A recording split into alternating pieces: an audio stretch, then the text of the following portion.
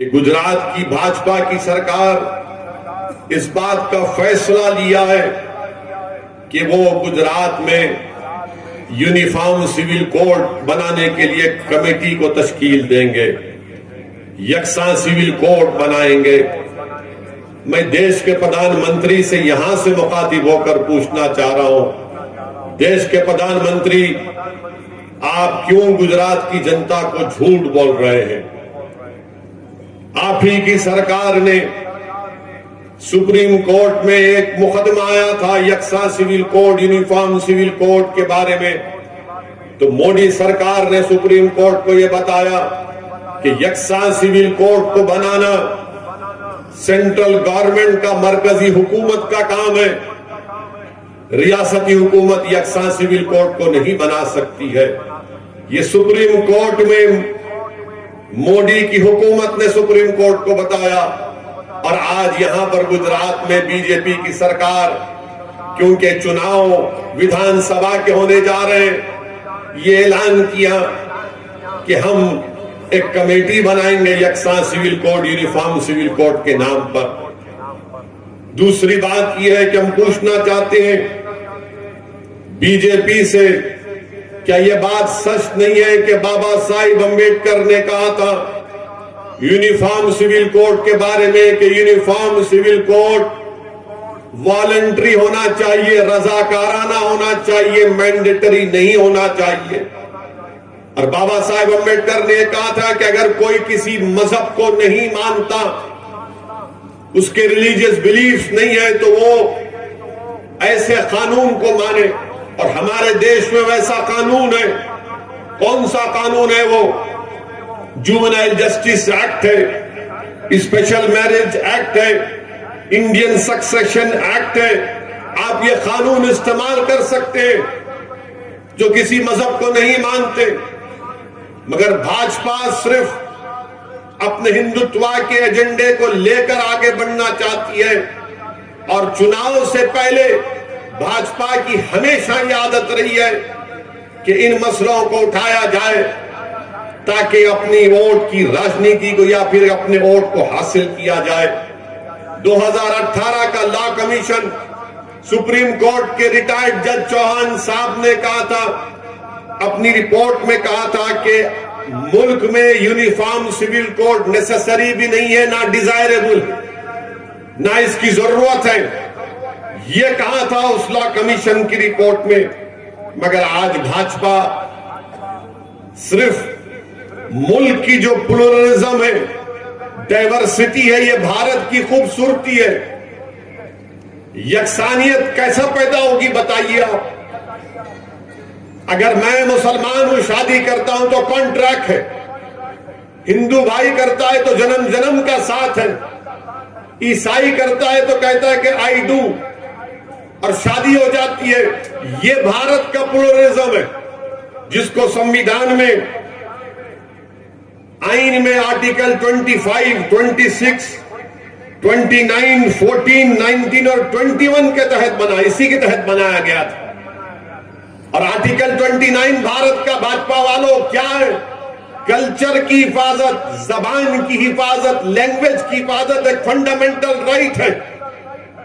क्या uniform civil code बनाकर article 29 के खिलाफ कोई कानून बना सकता है? मुझे अख्तियार है अपनी तहजीब को बचाने का। क्या आप मेरी तहजीब को मुझसे छीन लेंगे यूनिफॉर्म सिविल कोड के नाम पर? मेरे अजीज दोस्तों और बुजुर्गों, और बीजेपी बात करती है नहीं नहीं, हम तो महिलाओं को हक दिलाना चाहते हैं। भाजपा कहती है कि हम तो महिलाओं को हक दिलाना चाहते हैं। तो मैं पूछना चाहता हूं भाजपाइयों से, आरएसएस के लोगों से, आज से 2 दिन पहले मुंबई हाई कोर्ट में, औरंगाबाद बेंच में हाई कोर्ट ने कहा कि अगर 498 में क्रूरल्टी नहीं है, अगर कोई महिला बीवी, किसी की पत्नी अपने किसी के घर को जाती है और घर का काम काज नहीं करती, उसको करवाया जा रहा है, तो क्रूरल्टी नहीं है। 2016 में सुप्रीम कोर्ट ने कहा था कि एक बहन ने कहा कि मैं अपने ससुराल में नहीं रहूंगी तो सुप्रीम कोर्ट ने कहा कि तुम नहीं रहना चाहती हो अपने पति के ससुराल में, तो हम पति को ये अख्तियार देते हैं कि उसको तलाक दे दे। इस पर कुछ नहीं बोलेगी बीजेपी, मगर यकसा सिविल कोड के नाम पर इस्लाम को और मुसलमानों को बदनाम करने का इनका पूरा इरादा है। यूनिफॉर्म सिविल कोड की बात आज गुजरात में की जा रही है। हम देश के प्रधानमंत्री से पूछना चाहते हैं कि हिंदू अनडिवाइडेड फैमिली का जो income tax Hindu undivided family में मिलता है, वो मुसलमानों को क्यों नहीं मिलता, ईसाइयों को क्यों नहीं मिलता? क्या ये संविधान भारत के आईन के राइट टू इक्वालिटी के खिलाफ नहीं है? क्या मुसलमानों को टैक्स रिबेट इनकम टैक्स में नहीं मिलता? और आपको मालूम मेरे अजीज दोस्तों और बुजुर्गों, 2015 और 16 में 3064 करोड़ रुपए का इनकम टैक्स कम किया गया था हिंदू अनडिवाइडेड फैमिली एक्ट के नाम पर। मुझे क्यों महरूम कर दिया गया, उससे बताओ। आप बात करते हैं यूनिफॉर्म सिविल कोड की, और फिर दूसरा special marriage act section 21A जो शादी का प्रोटेक्शन देता है, इनहेरिटेंस का देता है, मगर आपने मुसलमानों को उससे मुस्तस्ना रख दिया। क्यों? इसका जवाब दीजिए। और फिर मेरे अजीज दोस्तों और बुजुर्गों, ये बोलेंगे कि नहीं महिलाओं को हक मिलना है, क्या बोलते हैं कि यूनिफॉर्मिटी लाना है, एक रूपता और समानता। तो फिर बताओ, भारत में 84% जो चाइल्ड मैरिजेस हुई है वो क्या मुसलमानों की थी? किसकी थी बताओ आप? बीजेपी नहीं बताएगी आपको। बीजेपी ये भी नहीं बताएगी आपको कि 2000 से 2019 तक 2000 से 2019 तक 90 लाख बच्चियां फीमेल इन्फेंटिसाइड में मारी गई। 90 लाख। कितने मुसलमान थे बताओ उसमें भाजपा वालों? तुम यूनिफॉर्मिटी इक्वालिटी की बात करते हो, मैं तुमसे पूछ रहा हूं 2000 से 2019 90 लाख बच्चियां फीमेल इन्फेंटिसाइड में मारी गई हैं। मिसिंग कहते हैं उनको, मिसिंग है। कितने मुसलमानों की थी बताओ देश के प्रधानमंत्री आप? बताओ अमित शाह, कितने मुसलमान बच्चियां थी उसमें बताओ? मुझ पर तो इल्जाम लगता है ना कि मैं भड़काऊ भाषण देता हूं। मैं आदादो शुमार फैक्ट्स बता रहा हूं। भाजपा वालों कल तक जवाब दे दो। मैं कल भी अहमदाबाद में हूं और जिंदगी बाकी रही तो आता रहूंगा गुजरात को। अब आप बताइए, नेशनल फैमिली हेल्थ सर्वे ये बात करते हैं कि एक रूपता और समानता की बात भाजपा करती है। तो बताओ, एक रूपता और समानता के नाम पर नेशनल फैमिली हेल्थ सर्वे ने क्या कहा कि एक मर्द शादीशुदा रहते हुए अपनी शादी से बाहर कितने खवातीन से जमा किया, जिसको अंग्रेजी में कहते हैं इंटरकोर्स। तो मालूम हुआ कि 2.2 मीन नंबर है हमारे हिंदू भाइयों का, सिख और क्रिश्चियन का 1.9 है, बुद्धिस्ट और मुसलमानों का 1.7 और ऑन एवरेज सबसे कम जैन भाइयों का। अच्छा, किसने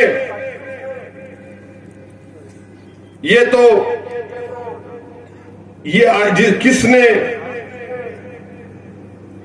अपना एक पार्टनर चूज किया, सेक्सुअल पार्टनर? वो 2.2 हमारे हिंदू भाइयों का है। अच्छा, जमा किससे किया? तो मालूम हुआ कि 7.8 हमारे बुद्धिस्ट भाई, हिंदू भाई 4%, क्रिश्चियन 3.8, मुसलमान 2.6। बीजेपी मुसलमानों को बदनाम करती है कि दबा के 2-2 शादियां 3-3 शादियां करते हैं। बीजेपी वाले ये नहीं जानते कि हम एक में परेशान रहते हैं घर में, इसीलिए सब आकर बैठे हैं यहां पर। बोलते नहीं 2-2 करते, 3-3 करते, 4-4। अच्छा, कितने करते जिसको अंग्रेजी में बोलते पॉलीगमी। 1.9 मुसलमान पॉलीगेमी में, हमारे हिंदू भाई में 1.2। कितना फर्क है? ज्यादा नहीं है, मगर एक फर्क जरूर है। अगर कोई मुसलमान की दूसरी बीवी है तो वो बीवी है, बीवी है ना, और उसको मेंटेनेंस मिलता है अगर वो नाराज होती है तो। इस पर नहीं बोलेंगे। अब जिसके घर में बीवी है उसी को मालूम क्या होता है, जिसके पास नहीं है उसको क्या मालूम। मेरे अजीज दोस्तों और बुजुर्गों, ये यूनिफॉर्म सिविल कोड, और फिर भाजपा के लोग बोलते हैं कि मुसलमान जो है बच्चे बहुत पैदा कर रहे हैं, बीवियां बहुत हैं, बच्चे बहुत हैं। अब ये मोदी सरकार का रिकॉर्ड आपके सामने रख रहा हूं। TFR rate, total fertility rate, मुसलमानों का 1992 में 4.4 था, वो गिरकर आज 2019-20 में 2.2 हो चुका। सबसे ज्यादा अगर TFR रेट किसी का गिरा है तो मुसलमानों का गिरा है। मगर हमको रोज मीडिया के जरिए ये बम्बार्ड किया जाता है, तुम बहुत बच्चे पैदा कर रहे हैं। अरे कहां पैदा कर रहे हैं? ये तुम्हारा डेटा झूठा है क्या? मोदी सरकार का आदाद-ओ-शुमार है। और फिर एक और बात बोलते हैं, आपको मालूम सबसे ज्यादा कॉन्ट्रासेप्टिव पिल्स कौन खाते हैं? मुसलमान। ये मोदी सरकार नेशनल फैमिली हेल्थ सर्वे का डेटा है। क्योंकि अब चुनाव आ रहा है, ये सब शुरू हो जाएंगे, ये सब शुरू हो जाएंगे, तो अभी से बोल रहा हूं मैं, ताकि इनको मालूम हो सके। और फिर गुजरात में कितना TFR रेट मुसलमानों का 2.1, हमारे हिंदू भाइयों का 1.8। अब आप बताइए, ऐसा दिखाते हैं टीवी मीडिया पर मोदी के इशारे पर कि पूरी आबादी के जिम्मेदार हम ही हैं, यानी पूरी आबादी जो देश की 130 करोड़ जनता है वो हमारी वजह से है। माने TFR फिर क्या है बताइए? गुजरात का बता रहा हूं। और फिर आपको मालूम कि 1000 मर्द पर गुजरात में कितनी बच्चियां हैं? मुसलमानों में 944 हैं, हमारे हिंदू भाइयों में 916 है। मोदी जी, इन पर काम करो। आपकी पार्टी सिर्फ नफरत फैलाती है मुसलमानों के बारे में। ये तमाम आदो-शुमार इसलिए पेश कर रहा हूं क्योंकि आज जब मैं सुबह में आया तो देखा, मैं मीडिया वाले हमसे सवाल भी किए, तो मैं इसलिए कहा कि आपके दरमियान में खड़े होकर मैं और खुलकर आपको बता सकूं कि क्या मामला है। मेरे अजीज दोस्तों और बुजुर्गों, दूसरी अहम बात मैं आपसे अर्ज करना चाह रहा हूं कि आपको अपनी एक सियासी आवाज बेहद जरूरी है। अगर आज आप अपनी सियासी आवाज को नहीं पहुंचाएंगे तो फिर याद रखिए, हमको इसी तरह से हमसे नाइंसाफी होती रहेगी। आप जानते हैं कि आपने पिछले चुनाव में यहां से आपने एक इंडिपेंडेंट आजाद उम्मीदवार को, जनाब जिग्नेश साहब को आपने कामयाब किया था। आपने कांग्रेस को कामयाब नहीं किया था, आपने एक इंडिपेंडेंट आवाज को, एक नुमाइंदे को कामयाब किया था। अगर कांग्रेस को वोट देना था तो फिर जनाब जिग्नेश कामयाब नहीं होते थे, मगर आपसे वोट हासिल किया। आपने अपना हर चीज मेहनत की, कुर्बानियां दी, अपने जेब से पैसा लगाया, और उसके बाद कामयाबी के बाद वो वडगाम की जनता को धोखा देकर, उनके दिलों को तोड़कर वो कांग्रेस पार्टी के साथ चले गए। मेरी आपसे गुजारिश है कि आप इस बार मजलिस के उम्मीदवार को कामयाब करिए। और मजलिस का उम्मीदवार कौन होगा, जनाब साबिर भाई साहब इसका तय करेंगे, मगर मुझे यकीन है कि यहां के जिम्मेदारों से मशवरा भी करेंगे। आज शाम में उलमाओं से हमारी मीटिंग हुई थी, मौजूद उलमाए कराम से, उनके सामने भी मैंने ये गुजारिश की कि आप बताइए, आप अपनी राय दीजिए और मुझे यकीन है कि जनाब साबिर भाई आप तमाम लोगों से मशवरा करेंगे। आपने जिसको कामयाब किया, उन्होंने इस विधानसभा के लिए, इस असेंबली हल्के के लिए क्या डेवलपमेंट का काम किया। यहां पर हेल्थ सेंटर बराबर नहीं है, गवर्नमेंट के अस्पताल बराबर नहीं है, ड्रेनेज लाइन का नाकिस इंतजाम है, कचरों के ढेर लगे हुए हैं। मेरी आपसे गुजारिश है कि आप मंजलिस को एक मौका दीजिए। मैंने उलमा इकराम के सामने खड़े होकर इस बात को कहा और आज भी कह रहा हूं कि अगर अल्लाह ने चाहा कि यहां से मंजलिस का नुमाइंदा कामयाब होगा तो इंशाअल्लाह ताला मेरी कोशिश होगी कि मैं वक्तन फौक्तन आपके दरमियान में उस नुमाइंदे को लेकर आऊं, आपसे बात करूं और पूछूं उससे कि भाई कैसा काम हो रहा है। यहां से हमारा उम्मीदवार कामयाब होगा तो मैं वडगाम की तरक्की की जिम्मेदारी असदुद्दीन ओवैसी लेता है।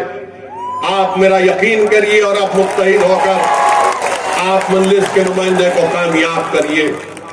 मेरे अजीज दोस्तों और बुजुर्गों, लोग अक्सर ये पूछते हैं हमसे कि भाई गुजरात में 3 मुस्लिम अक़लियत के अल्पसंख्यक समाज के लोग कामयाब हुए।